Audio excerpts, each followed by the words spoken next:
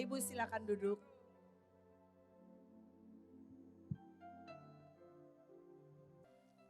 Saya mau hari ini berbagi di kolaborasi dengan Ibu Ripka nanti tentang kalau bahasa Inggrisnya keren di sini bingung ya. Ini judulnya semua bahasa Inggris. Empower and enduring ya. Artinya panggilan untuk menopang dengan kuat dan setia. Oke.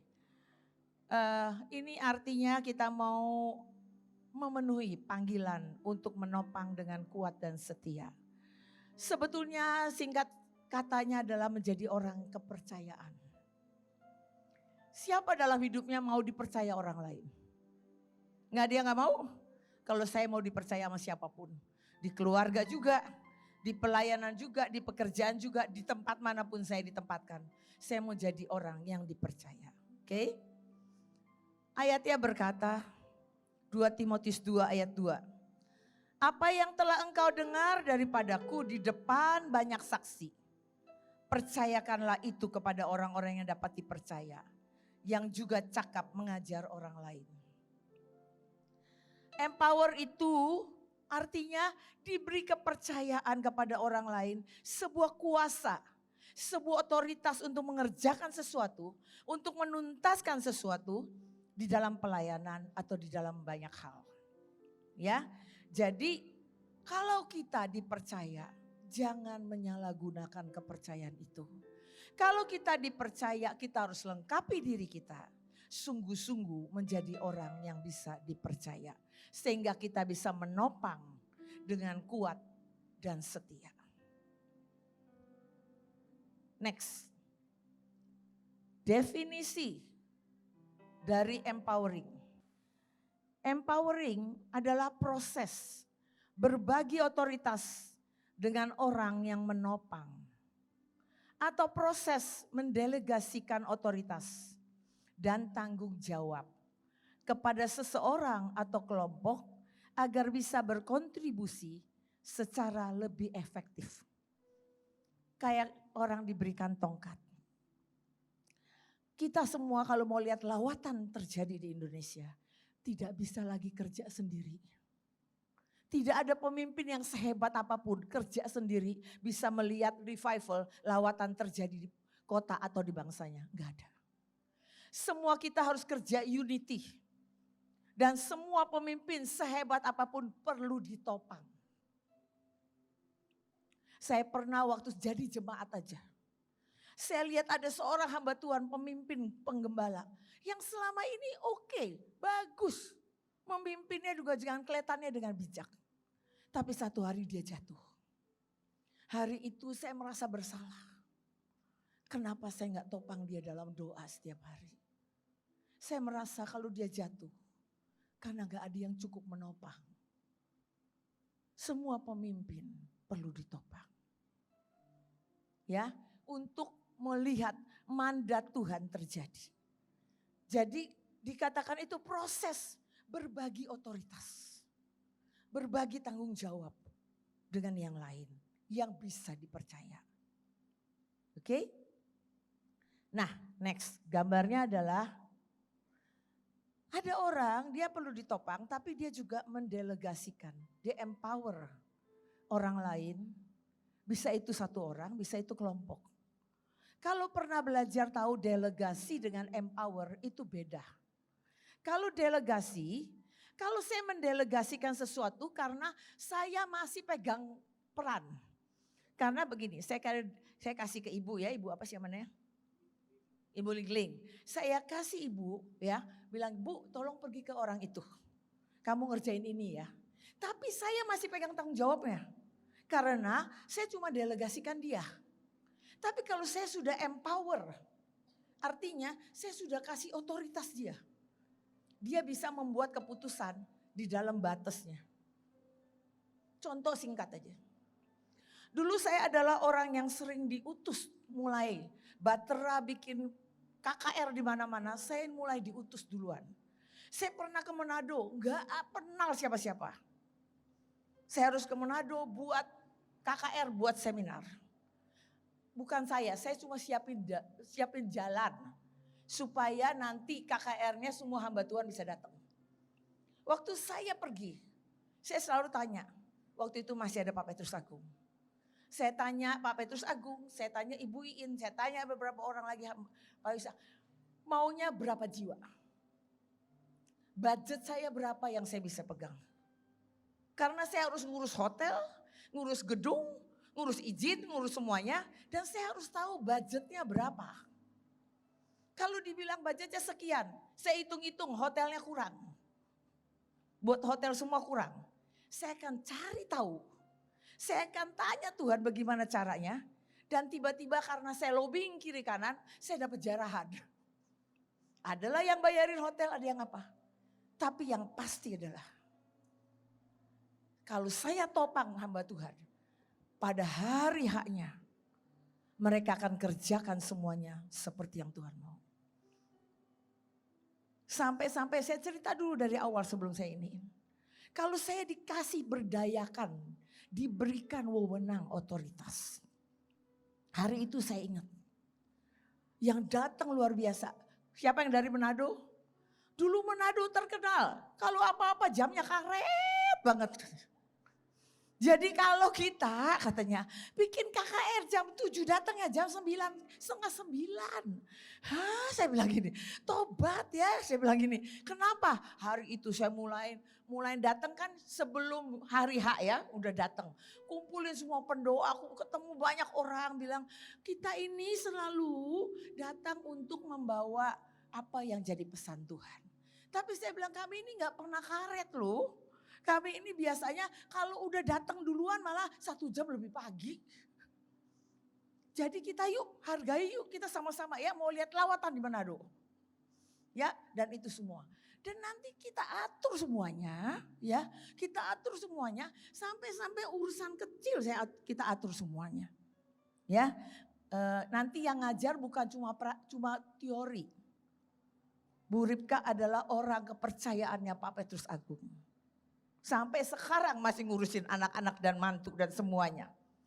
Saya mengurus 4 generasi. Dari Pak Yusak, Ibu Iin, Joshua Christian, dan Stephen. Sampai anaknya sekarang. Jadi kita mau jadi orang yang menopang. Kita ini butuh menopang siapapun. Sampai sekarang, saya walaupun ada orang yang menopang saya tetap menopang. Kita menjadi pilar-pilar yang kuat. Buat lawatan, bukan panggilan pilar toh, tapi buat lawatan. Ya. Oke, next. Efesus 4 ayat 11 dan 12. Dan inilah yang memberikan, dan ialah yang memberikan baik rasul-rasul maupun nabi-nabi. Baik pemberita-pemberita Injil maupun gembala-gembala dan pengajar-pengajar. Untuk memperlengkapi orang-orang kudus. Bagi pekerjaan pelayanan, bagi pembangunan tubuh Kristus. Semua kita akan dilengkapi oleh Tuhan sendiri. Tapi juga oleh lewat para pemimpin kita. Kita akan dilengkapi, pasti. Tapi kitanya juga mau dilengkapi. Kalau enggak bisa. Banyak orang cuma ngiri lihat, oh dia orang dekatnya seseorang, dia orang dekatnya seseorang. Tapi enggak pernah tahu apa yang dia bayar harganya. Apa yang dia lakukan sampai dia bisa dipercaya. Maka hari ini saya sangat-sangat berharap, berdoa. Semua kita pulang, kita menjadi orang-orang yang dipercaya Tuhan. Dan dipercaya para pemimpin di atas kita. Enggak pakai apa, enggak pakai jilat-jilat itu loh. Enggak pakai sering kasih makanan, sering kasih apa gitu. Bukan itu mah, kecil. Enggak ada dampaknya. Tapi pakai kekuatan ilahi. Pakai kekuatan yang dari Tuhan. Kita akan lihat. Kita pun akan diangkat dan diangkat oleh Tuhan sendiri. Next. Seperti apa tugas menopang? Lihat yang di sebelah kanan atas. Sebuah institusi, sebuah yayasan, sebuah kegerakan, sebuah apapun. Ada pemimpin paling atas. Ke bawah lagi, ke bawah lagi, ke bawah lagi. Kalau semuanya jadi orang kepercayaan. Menjadi orang yang bisa menopang dengan kuat dan dengan setia. Itu ajaib banget. Kegerakan, wah itu gak pernah terhentikan. Karena orang-orangnya bermutu, berkualitas. Menjadi orang yang bisa dipercaya. Dan lihat di sini sebelah kirinya. Itulah orang dari bawah kita mau ke atas. Kan mesti lewatin sebuah gap. Kalau yang kalau kita gini, kita ini cuma capek nopang terus ya. Yang terkenal lah yang di atas. Enggak masalah upamu di surga. Enggak ada yang lihat. Tapi Tuhan lihat. Itu kerjaan penopang. Kalau yang di atas kerja sendiri enggak ada penopang. Ini enggak bisa jatuh. Jadi mari kita semua. Mau level kayak apapun tetap menopang. Kita tetap menopang apapun yang Tuhan suruh kita topang. Ya, lalu yang kayak ini, kalau ini pribadi, orang yang mau naik ke atas, ada yang pegangin itu loh. Itu tugasnya menopang. Pulang dari sini, jangan pernah ngomongin pemimpin.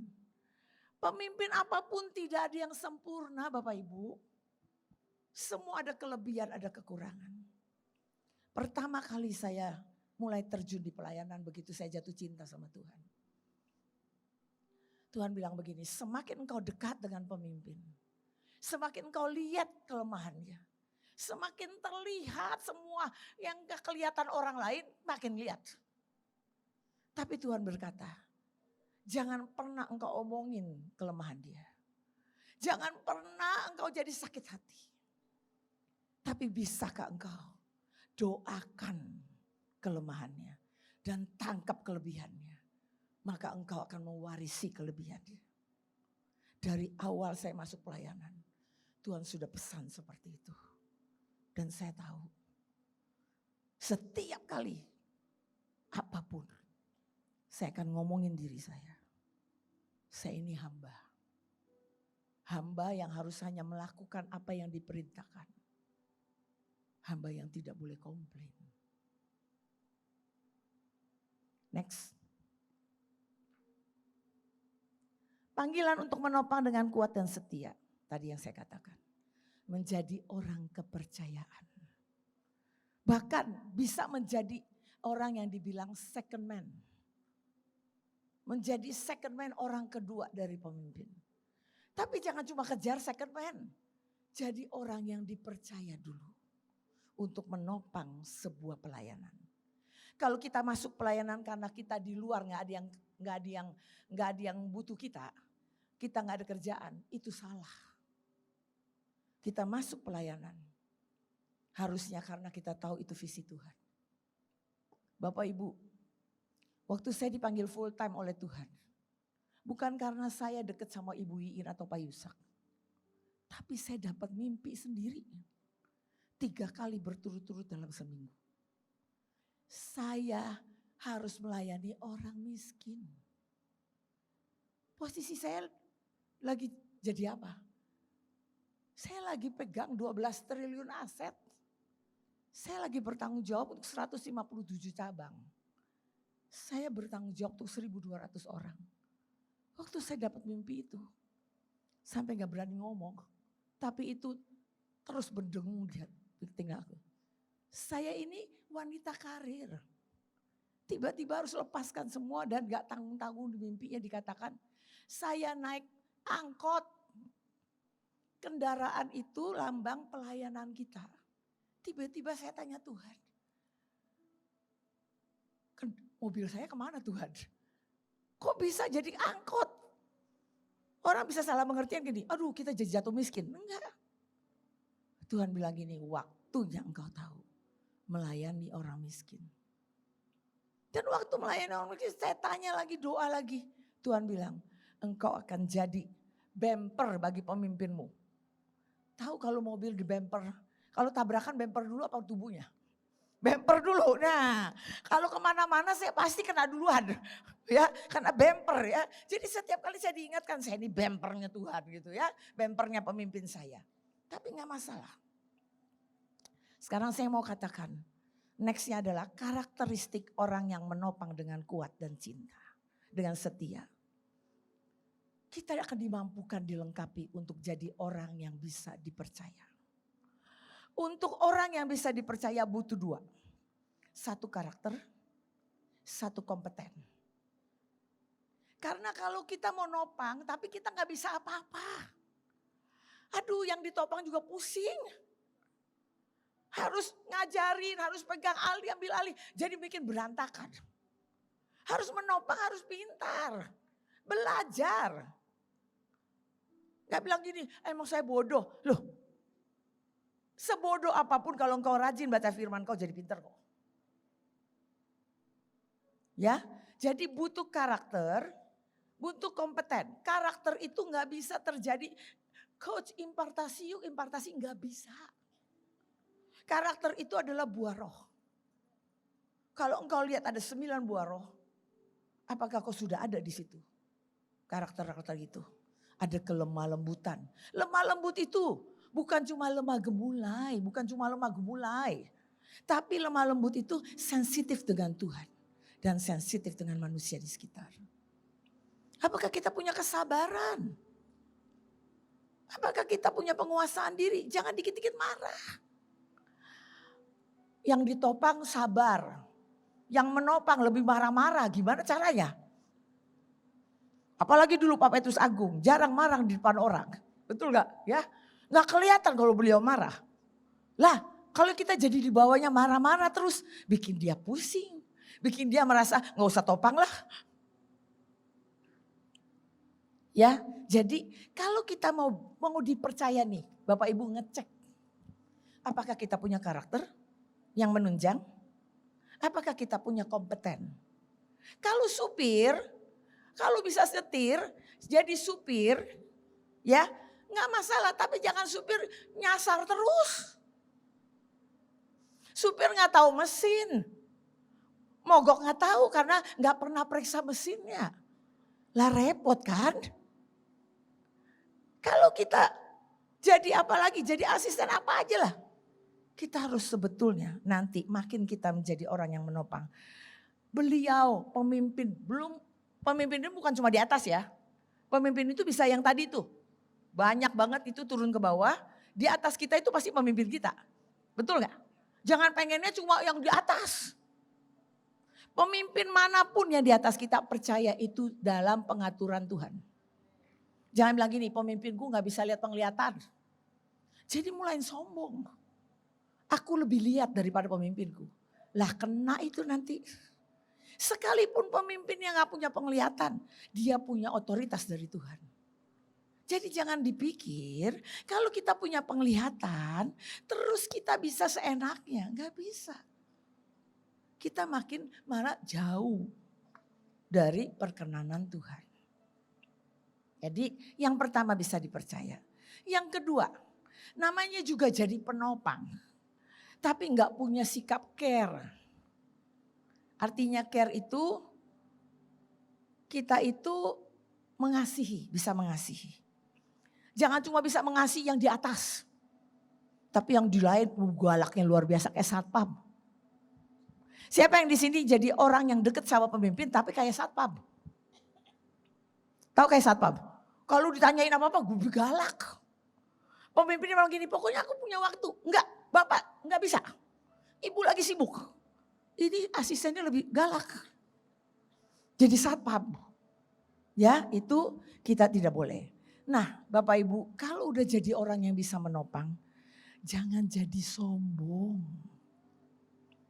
Tapi rendah hati. Banyak orang begitu jadi deket sama siapa? Itu tiba-tiba aura kesombongannya itu tercium. Enggak ngomong apa-apa sih, tercium. Bapak Ibu, kalau kita mau jadi orang yang dipercaya, jangan pernah menyalahgunakan. Saya ingat ya, siapa yang pernah ke rumah Pak Yusak. Kalau enggak janjian dan Tuhan bilang iya, engkau pasti diusir dari rumahnya. Tidak boleh, tidak mau didoakan. Saya tahu, saya dekat dengan beliau. Kayak tinggal, ini udah sampai Bandung, mau datang gitu ya. Enggak masalah.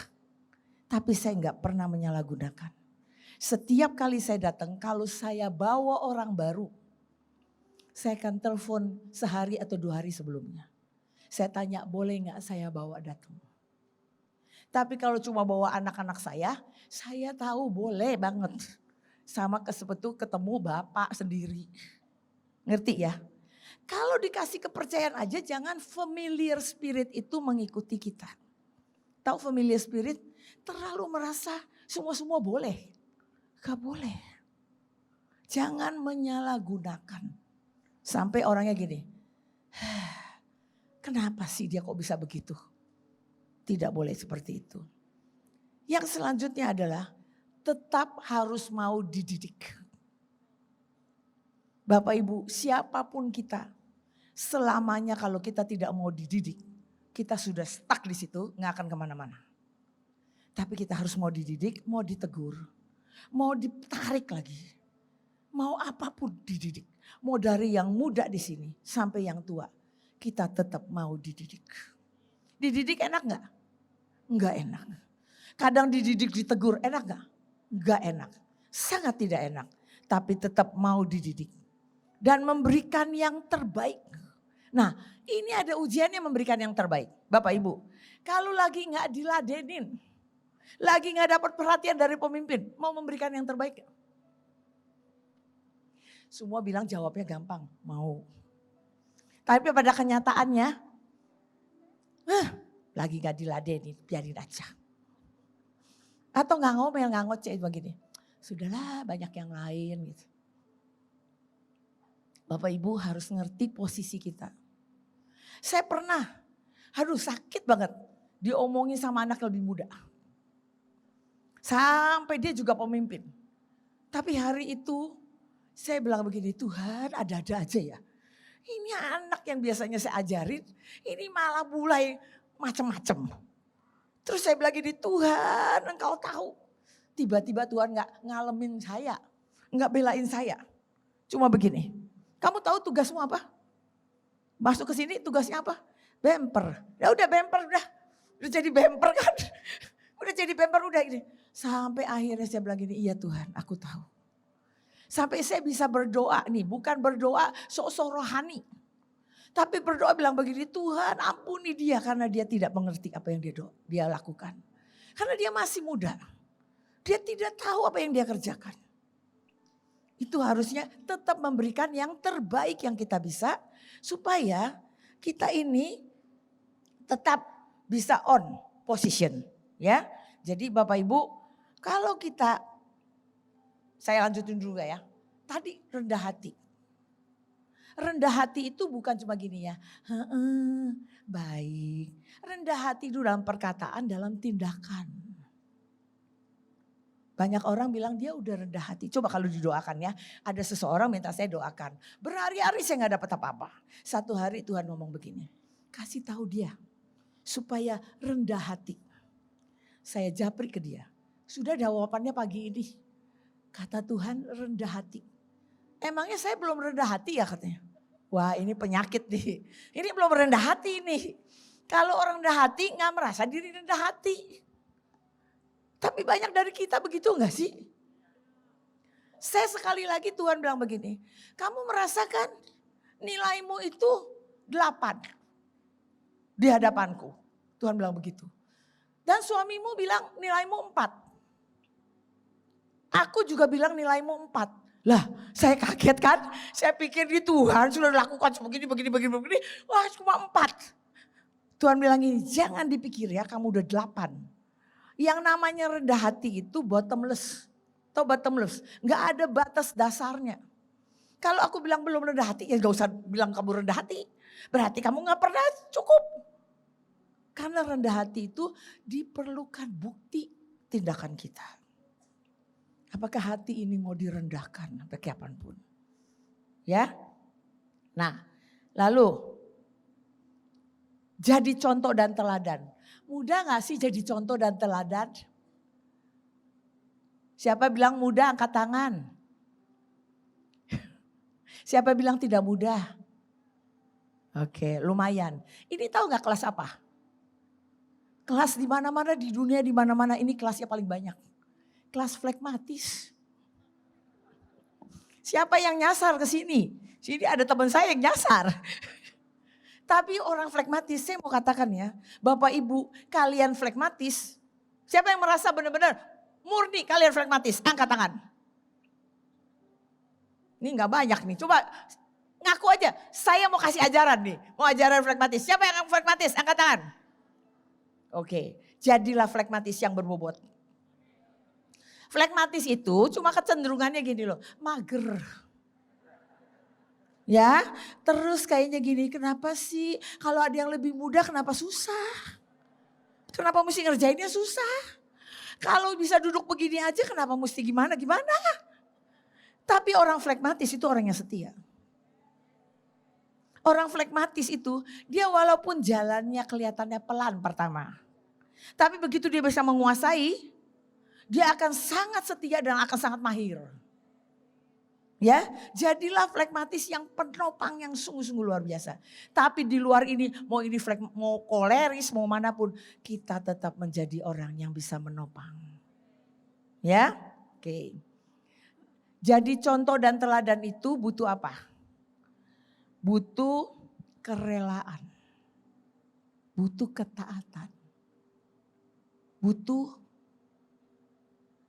gini ya, kalau kita menjadi orang yang dipercaya jangan jangan ngotori image-nya, kesannya orang yang kita topang. Karena mungkin kita nggak punya integritas. Tahu integritas? Integritas itu apa yang dikatakan sama apa yang dilakukan itu sama. Jadi jangan begini, kelihatannya soleh, ya, kelihatannya baik, kelihatannya ilahi, rohani. Tapi ternyata kita dengar di sana, rohana benar. Terus ternyata nggak jujur. Itu nggak jadi contoh loh. Jadi role model itu sampai kapanpun, sampai semakin pemimpin kita naik, kita juga mesti naik. Saya ingat, saya menopang Bu Iin dari awal. Pak Petrus Agung jadi penasihat kami. Hari itu Batera mulai jadi satu. Dari berbagai kota. Hari itu Tuhan ngomong sama saya begini. Para pemimpinmu akan kunaikkan dengan sangat cepat. Kalau engkau tidak upgrade dirimu, engkau akan ketinggalan dari mereka. Upgrade dirimu. Secepat aku mengupgrade mereka. Kita belajar gak pernah berhenti sampai umur kapan berapapun. Bapak Ibu, kalau kita bilang gini pagi-pagi, aduh pinggangku sakit, boyokku sakit, semuanya sakit. Percayalah seharian sakit, sampai besok sakit. Tapi kalau kita bilang, yes, aku kuat karena tubuhku dari Tuhan. Tubuh bait Allah, kita akan kuat. Selamanya saya kuat. Ini contoh, ini Oma. 42 tahun kali 2 loh. Karena saya ngajarin Golden Night, generasi 50 tahun ke atas gak boleh bilang udah tua. Makanya saya gak mau bilang lansia. Kalau orang dibilang lansia langsung ngerentek. Ada badannya rasanya pada tua. Jadi kita mesti jadi generasi yang tidak pernah tua. Karena kita semuanya teruna. Ya, kita akan benar-benar jadi contoh teladan dalam segala aspek. Oke? Alert tuh waspada. Bapak Ibu kalau mau jadi orang yang menopang, tapi nggak pernah waspada dengan segala hal. Itu nggak bisa. Bahkan kita harus upgrade di roh. Di roh ini artinya kalau pemimpin kita ini butuh topangan dalam perlindungan, tembok perlindungan, semuanya apa yang Tuhan mau dan apa yang iblis incer. Kita harus tahu itu. Kalau kita tahu kita bisa beresin dulu. Yang namanya armor bearer, tahu armor bearer? Itu kalau jalan di depan dia bawa senjata semua. Ya, dia yang perang-perangin dulu itu. Kayak contoh begitu. Jadi kalau kita mau jadi orang yang dipercaya, kita nih waspada dengan segala hal. Telinga rohani dibuka. Ya, waspada dengan karakter kita. Karena begini, bisa misalnya nih, pemimpin kita lagi ngedil sama orang untuk sebuah KKR besar. Tapi asistennya rada pemarah. Kita yang ketemu asistennya. Tiba-tiba kita gak tahan dengan kemarahan dia, kita juga ikut marah. Kira-kira ini perjanjian bisa batal gak? Bisa. Apalagi besok ada jarahan demi jarahan yang akan dibuka. Mungkin kita diberi kesempatan untuk buka kesempatan di pemerintahan. Jadi kalau kita waspada, kita akan on position. Bapak Ibu tahu on position namanya berfungsi. Jadi jangan begini ya, banyak orang pengen dikenal. Banyak orang pengen diangkat oleh Tuhan sama pemimpin. Tapi gak pernah berfungsi. Berfungsi itu begini singkatnya. Kalau lagi dicari ada. Kalau lagi dibutuhkan ada. Jangan lagi dibutuhkan lagi sibuk. Lagi dibutuhkan gak bisa. Atau disuruh kerjain apa gak bisa. Itu namanya gak berfungsi. Kalau orang gak berfungsi on position, dia gak ketemu. Kereta lagi lewat ya. Dia tidak berfungsi, dia tidak naik kereta. Kereta percepatan lagi lewat, dia tidak berfungsi, ketinggalan. Ya, kita semua bisa berfungsi dalam peran kita masing-masing. Sekalipun kita di desa kecil. Bapak Ibu percaya, kalau engkau di desa kecil, engkau buat desa itu menjadi bersinar di hadapan Tuhan. Saya pernah kunjungin orang di penjara. Saya bilang gini, kalau di penjara, jangan cuma di penjara aja jadi orang yang di penjara. Tapi kalau engkau kekuatannya di dalam menyembah, nyembahlah Tuhan sekuat-kuatnya. Sampai seluruh penjara mendengar pujian penyembahan Tuhan. Sampai seluruh penjara itu bertobat tanpa disentuh. Karena ada gelombang penyembahan dan gelombang lawatan terbuka. Jadi kemanapun kita pergi, jadilah yang terbaik dari diri kita. Kita semua dikasih talenta, kita semua dikasih bakat. Jadi jangan pernah bilang, saya kecil. Enggak ada yang kecil di hadapan Tuhan. Semua diciptakan dengan semua keunikan. Ya. Terus Bapak Ibu, kalau kita mau menopang dengan kuat dan setia, kalau enggak bisa tunduk, enggak bisa submit sama orang, itu enggak bisa Bapak Ibu. Jangan lebih keminter daripada pemimpinnya. Jangan merasa lebih hebat.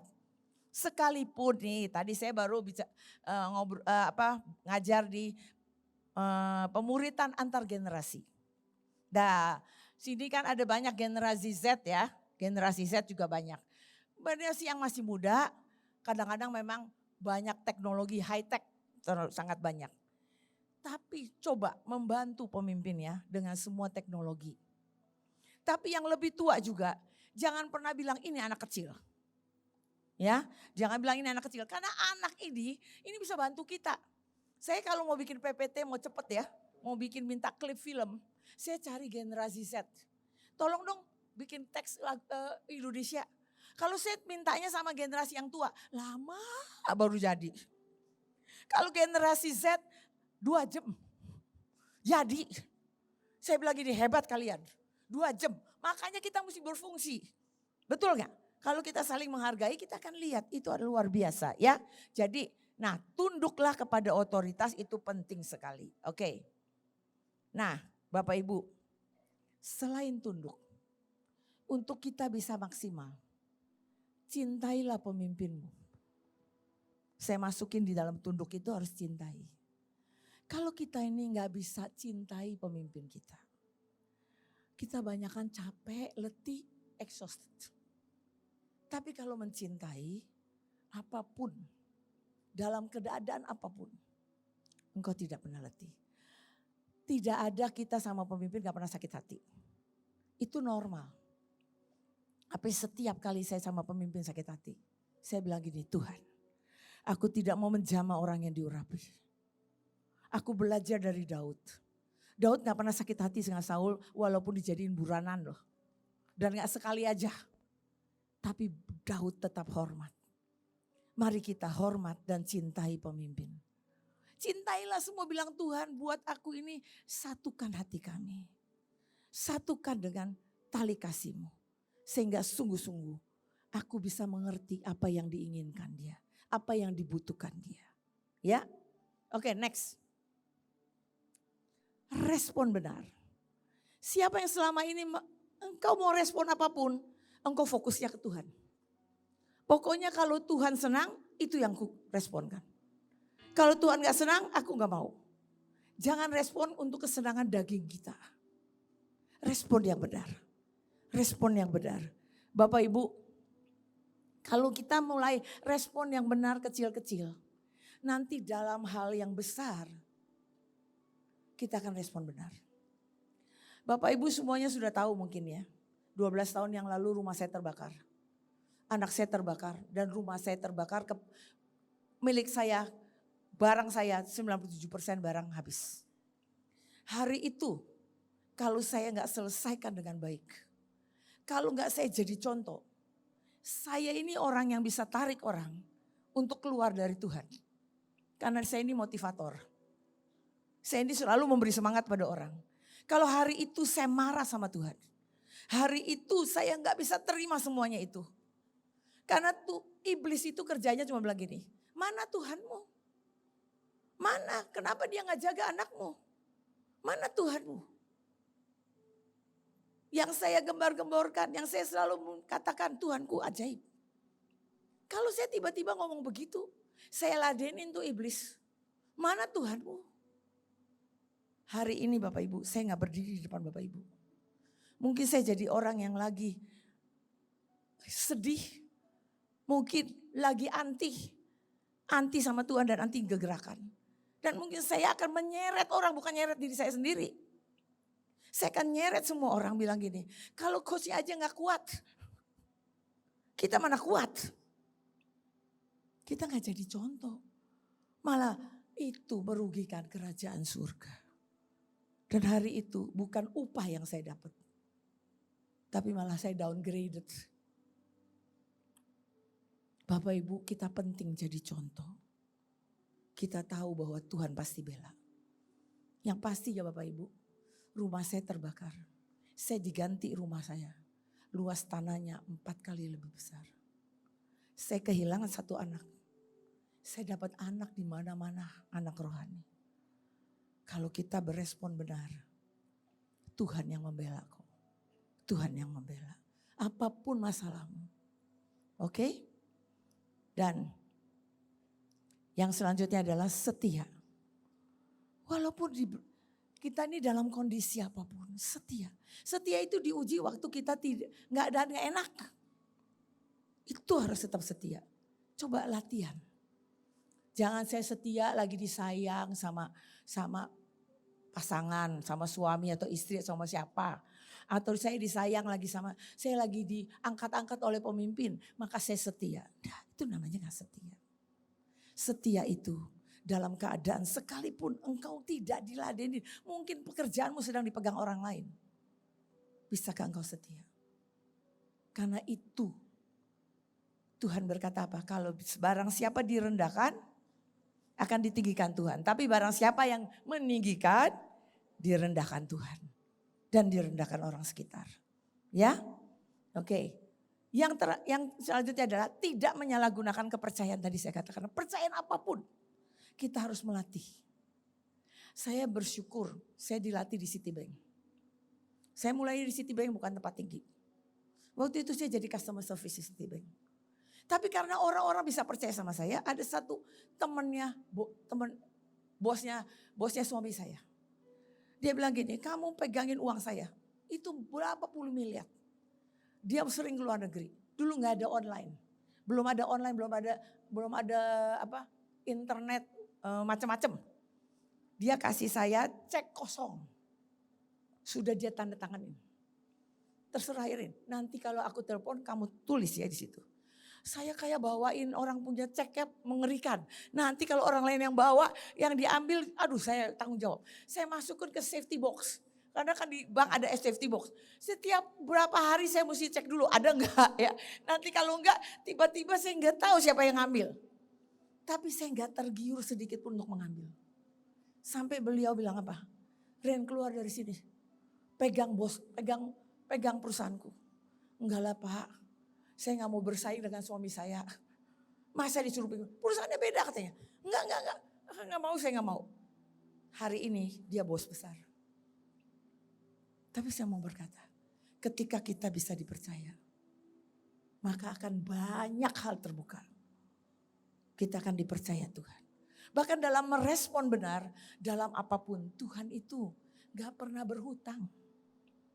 Dia akan membalas dengan ajaib. Ya, jadi setia itu. Dan jadi inner circle-nya Tuhan dan pemimpin. Inner circle itu orang dekat. Jangan sekali lagi pakai cara kekuatan sendiri. Pakai kekuatan Tuhan. Maka kita jadi orang yang dekat, yang selalu menopang, yang selalu siap. Yang selalu ready. Enggak mager ya.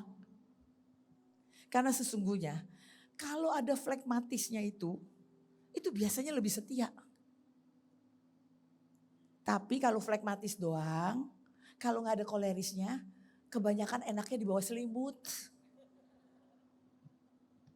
Ngerti ya? Jadi mesti, kalau orang flekmatis seperti itu caranya gimana coach? Deket-deket lah sama orang koleris. Palingan diajak berdebat sama orang koleris, betul nggak? Karena orang koleris kekuatannya adalah suka berdebat, apapun didebat. Tapi kita juga mesti belajar berdebat. Paling-paling nggak mati kok, paling-paling kalah. Bangkit lagi, debat lagi. Tapi jadinya kuat, jadinya tahu. Oh mesti begini gitu. Karena orang flekmatis kadang-kadang begini ya. Ada lampu hijau, merah, hijau, kuning. Merah, kuning, hijau. Kalau orang flekmatis lihatnya hijau terus. Semuanya alon-alon kelakon. Semuanya oke kok. Itu orang flekmatis. Tapi orang koleris nggak ada hijaunya, selalu merah kuning, merah kuning, merah kuning terus. Harus cepat selesai, harus cepat selesai, harus cepat selesai. Jadi kita harus bergaul dengan siapa itu, kita bergaul itu menentukan hidup kita loh. Kalau kita hidupnya sama orang-orang yang mager juga, lah bukan lagi mager kita udah super. Nggak keluar dari kamar. Ya harus bergaul seperti itu. Oke, nextnya adalah tahu ya orang inner circle itu mesti orang-orang yang dipercaya. Nggak ada orang yang dipercaya ada di tengah-tengah pemimpin. Jangan cuma bisa misalnya kita di luar, tapi kita ngiri ngomongin orang inner circle-nya. Salah. Tapi bilang Tuhan ajari aku seperti dia. Tapi banyak orang selalu bilang gini, itu loh di samping-sampingnya pemimpin itu ada orang-orang diomongin lah kan macam-macam. Semua orang kalau mau diomongin kelemahannya semua orang punya kelemahan, betul gak? Pasti dia kalau diomongin kita gak kemana-mana, cuma jalan di tempat, malah mundur. Percaya ya Bapak Ibu, kalau kita ngomongin orang, kalau gak kita lebih hebat dari orang itu, jangan ngomongin orang itu. Kita cuma kena tulanya. Kalau orang kerjain apa yang Tuhan suka, dia diberkati, dia dihormati Tuhan. Tapi kita ini ngomongin malah kena kusta. Jadi kalau kita lihat orang di inner circle, bilang Tuhan ajari aku menjadi orang yang bisa dipercaya. Lama-lama aku di circle-nya itu. Ya bukan pakai kekuatan sendiri, oke? Dan ada kedalaman bersama Tuhan dan firman-Nya, itu yang terpenting. Bapak Ibu, kalau kita nggak pernah lihat apapun dari kacamata Tuhan, iman kita harus masuk dalam kedalaman. Keintiman kita masuk dalam kedalaman. Jangan cuma sekedar, oh iya ngerasain Tuhan kalau lagi ibadah bersama, ngerasain Tuhan ya semiring-semiring gitu ya. Sedikit-sedikit udah puas gitu. Gak boleh.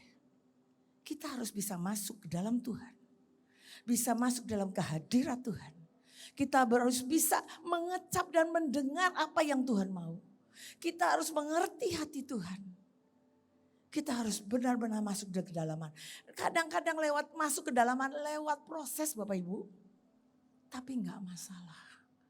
Setiap proses itu bagus. Karena proses itu Tuhan pengen memurnikan kita. Menjadikan kita permata yang bersinar. Karena permata itu enggak pernah jadinya langsung. Tapi pertama enggak kelihatan apa-apa. Betul enggak? Permata itu kalau yang paling bagus diamond tuh digesek, betul gak?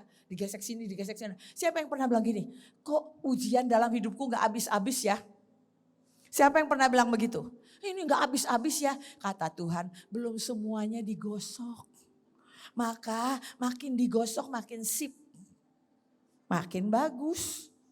Jadi jangan pernah komplain kalau ujian belum selesai. Berarti Tuhan bilang gini, masih jalan terus. Karena engkau akan jadi permataku. Engkau akan jadi diamondku. Di antara semua yang bersinar, engkau akan bersinar sangat kuat. Dan orang akan lihat, dan mataku juga bisa lihat bahwa di situ ada yang bersinar. Semua lewatin proses. Saya bersyukur. Saya lewatin proses macam-macam. Begitu bertobat, saya langsung proses dengan suami. Langsung iblis tahu nih, ambil suaminya. Kenapa? Saya ini bungsu dari 6 bersaudara. Saya ini pintar cerita, Bapak Ibu pintar berteman. Teman saya segudang. Dan yang mencintai saya juga banyak. Tapi saya dikasihlah mulai dengan seorang suami yang menggesek saya jadi makin sip. Makanya saya ada di sini. Saya bersyukur untuk setiap proses. Habis itu gak selesai.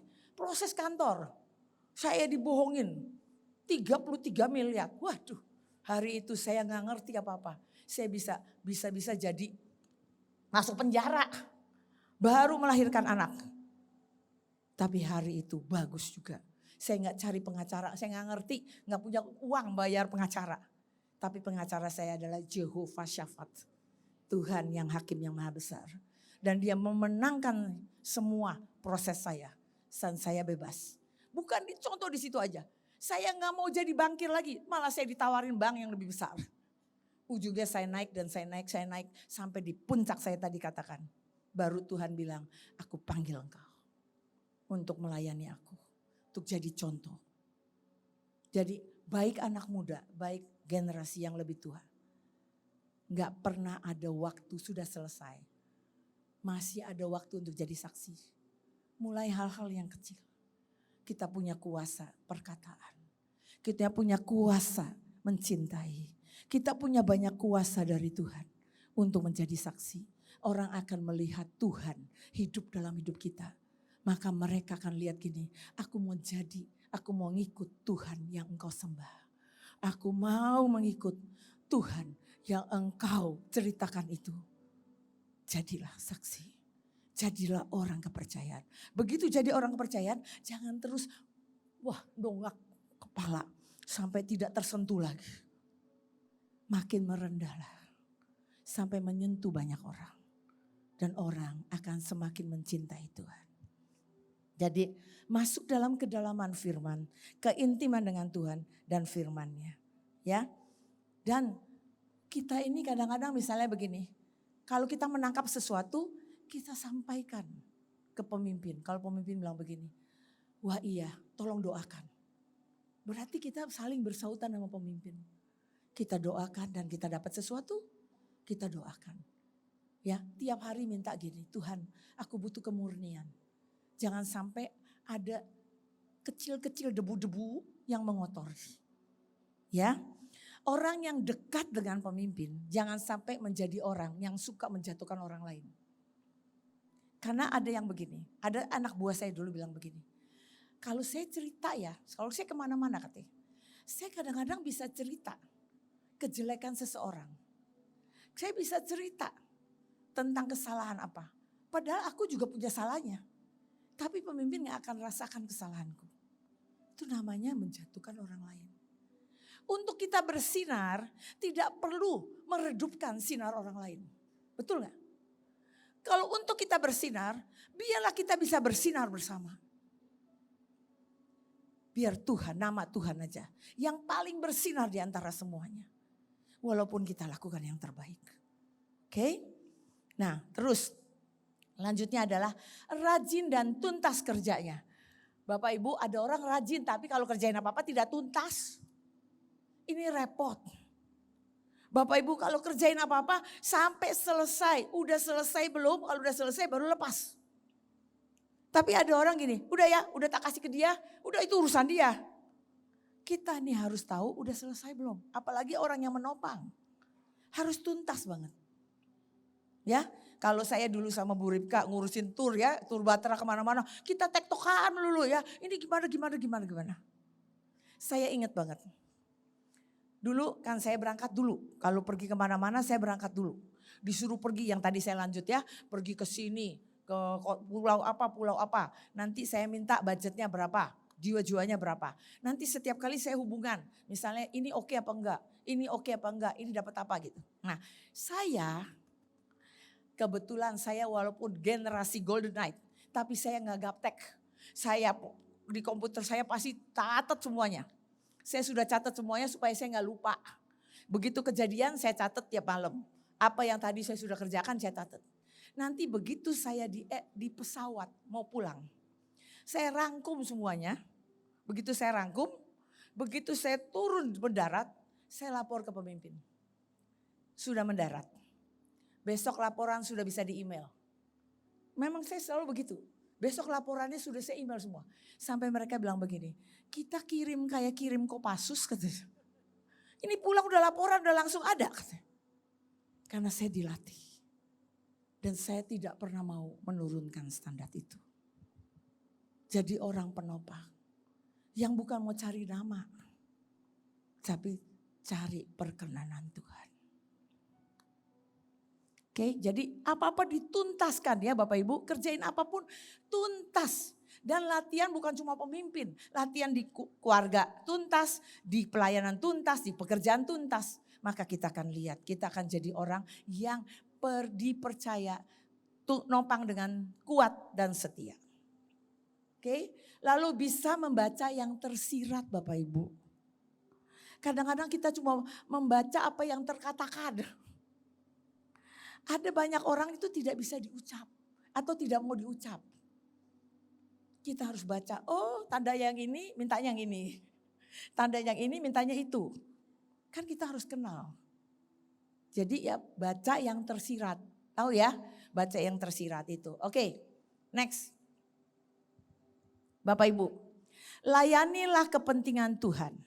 Maka engkau akan melayani kepentingan pemimpinmu. Layanilah kepentingan Tuhan. Maka engkau akan melayani kepentingan pemimpinmu. Amsal 27 ayat 18b dari Passion Translation diterjemahkan. Layanilah kepentingan Tuhan maka engkau akan menerima kehormatan yang begitu manis. Bapak Ibu, saya ini baru dapat ayat ini mungkin kalau yang streaming dari Rosa sana. Saya ini udah bertahun-tahun gak tahu tentang ini tapi saya baru ngerti baru tahun ini. Dulu saya minta didoakan ya sama Pak Petrus Agung dan dengan Ibu Iin. Waktu itu saya di SRK ingat. Saya cuma datang ke beliau saya bilang saya boleh gak minta tambah didoakan. Karena kan semuanya udah didoakan. Saya bilang saya minta didoakan. Dia bilang masuk ke green room ya kata dia. Terus saya masuk dan di situ Ibu Iin ikut masuk. Terus beliau bilang begini. Saya ini gak berani loh sama dia. Karena dia dihormati Tuhan. Lalu Ibu Iin juga bilang begini. Iya, makanya saya gak berani sama dia. Dia dihormati Tuhan. Hari itu saya bingung, sungguhnya bingung. Kenapa saya dihormati itu saya gak mengerti. Kenapa saya dihormati? Gak pernah saya bersaksi saya dihormati. Sampai waktu saya terima ini. Ayat ini tentang kemanisan sebetulnya yang mau diomongin tentang kemanisan. Tapi waktu saya dapat ayat ini Tuhan langsung bicara. Engkau tahu ayatnya apa? Layanilah kepentingan Tuhan. Setiap kali saya mulai proses. Saya bilang gini, Tuhan emosimu lebih penting daripada emosiku. Kepentinganmu lebih penting dari kepentinganku. Abaikan kepentinganku. Biar aku mengejar kepentinganmu. Aku mau mengejar apa yang kau mau sekalipun sakit di sini. Sekalipun aku mesti lewat proses difitnah. Sekalipun aku harus lewat proses tidak diladenin. Aku mesti lewat proses diselingkuhi. Aku mesti lewat proses macam-macam. Tapi aku mau engkau lebih penting dari apapun. Karena setiap proses hidup kita tidak ada yang kebetulan. Semua seizin Tuhan. Dan Tuhan katakan kalau engkau melayani kepentinganku. Maka engkau terima kehormatan. Saya Desember yang lalu 2023. Saya terima mandat. Layani orang-orang pensiunan. Setelah pensiunan. Walaupun saya majuin minta umur 50 aja ke atas ya. Saya minta pemimpin dan Tuhan. Karena apa? Nanti yang bantuin saya siapa? Saya bilang. Saya butuh yang 50 ke atas. Yang bantuin saya jalan. Bapak Ibu saya juga bingung. Bagaimana ngerjainnya? Saya sudah tidak seperti dulu. Saya gimana? Tuhan cuma bilang gini. Udah ke Panti Werda aja dulu kata dia. Saya ke Panti Werda 2. Panti Werda. Begitu saya ketemu kedua Panti Werda. Tiba-tiba saya didoakan Ibu Iin. Dan Ibu Iin cuma bilang gini. Kamu ngerjain apa katanya? Loh maksudnya? Tuhan sangat suka dengan apa yang kau kerjain. Oh ini berarti Tuhan suka banget. Saya mulai jalan terus. Dan kemarin ke Karo. Terakhir tuh Desember di Karo. Golden Night. Yang datang luar biasa. Dan saya bilang gini. Wow Tuhan terima kasih. Desember diselesaikan. Dengan begitu besar. Dan itu bukan ibadah. Biasanya ibadah Golden Night. Ini udah KKR Golden Night. Saya sama Bu Iin pergi. Wah luar biasa. Tuhan bilang gini, karena engkau melayani kepentinganku. Karena aku suka dengan Golden Night. Karena aku lagi membangkitkan orang-orang generasi 50 tahun ke atas yang menjadi pendoa yang militan. Pendoa yang membuka langit. Pendoa yang akan melihat apa yang Tuhan janjikan akan terjadi. Pendoa yang dua arah, ketemu Tuhan, tangkap dari Tuhan. Dan sungguh-sungguh menjadi pelaksana firman yang kuat. Jadi itu yang saya mau katakan, tadi Tuhan bilang ajari ini. Bahwa kalau ingat ya semua kita mau jadi orang yang menopang, layanilah kepentingan Tuhan. Bukan kepentingan pribadi kita. Kepentingan Tuhan, maka engkau akan melayani kepentingan pemimpinmu. Karena kita sama-sama akan melihat lawatan yang terbesar terjadi. Oke, satu slide lagi ya. Satu slide lagi di terakhir. Tugas utama orang kepercayaan. Berdoa, mengawal, dan menopang pemimpin dalam doa dan menangkap dari Tuhan. Itu tugas utama. Oke? Berdoa, mengawal dan menopang pemimpin dalam doa dan menangkap yang dari Tuhan. Yang kedua, memperhatikan dan melayani kepentingan pemimpin dalam pribadi dan tugas. Yang namanya menopang harus meringankan semua yang harus dikerjakan oleh yang ditopang. Supaya dia bisa mikirkan yang lain. Betul gak? Ya. Yang ketiga, memiliki komunikasi yang asertif. Artinya apa? Terbuka, jelas, dan dua arah. Orang yang punya komunikasi asertif mau dengerin yang lain. Dan mau minta maaf kalau memang salah. Dan mau menjadi orang yang jujur, terbuka. Kalau memang ada kesalahan bilang gini. Kalau di luar orang kalau rapat bilangnya begini. Sorry if I'm wrong. Pernah dengar gak? Sorry if I'm wrong. Tapi ini yang aku mau nyatakan. Sorry kalau saya salah. Tapi ini yang saya mau nyatakan. Karena dia berani mengucapkan itu. Jangan begini di dalam hati aja. Nanti gak diomongin. Tiba-tiba dapat kejadian. Udah saya rasa, udah saya ngomong tuh. Ngomongnya kapan? Di dalam hati. Gak bisa begitu ya, harus bisa berani. Oke, bertanggung jawab menyampaikan komunikasi yang diperlukan kepada seluruh tim. Kalau kita makin ke atas, kita kadang-kadang jadi sandwich nih. Dari atasan sama bawahan sama tim. Jadilah penyampai komunikasi yang membangun unity. Jangan memecah belah. Tapi membangun kesatuan. Ya, oke. Lalu membantu terciptanya pastinya satu unity. Karena kita mau bersama-sama lihat lawatan itu terjadi. Waktu ada unity di antara kita. Maka kita dari semua pengalaman kita. Dari semua karakter kita. Dari semua kekuatan kita. Kita akan masuk akan lihat lawatan di mana-mana terjadi. Karena orang akan berlimpah-limpah mencari Tuhan. Di jalan-jalan orang akan cari Tuhan. Dimanapun kita berada, kita doakan, kita doling, kita kerjakan apa. Dan kita akan lihat semua atmosfer, semua gelombang yang tercipta adalah gelombang ilahi.